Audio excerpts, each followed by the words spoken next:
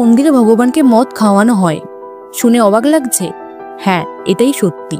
মধ্যপ্রদেশের উজ্জয়িনীতে আছে এমন এক রহস্যময় মন্দির, যেটি কাল ভৈরব মন্দির।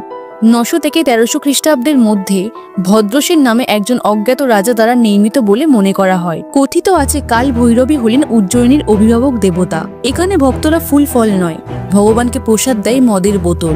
হ্যাঁ, একদম আসল মদ, যেটা সরকারিভাবে মন্দিরের পাশেই বিক্রি হয়। মন্দিরের পুরোহিত প্রথমে মদের বোতল থেকে কিছুটা মদ একটি প্লেটে ঢেলে নেন।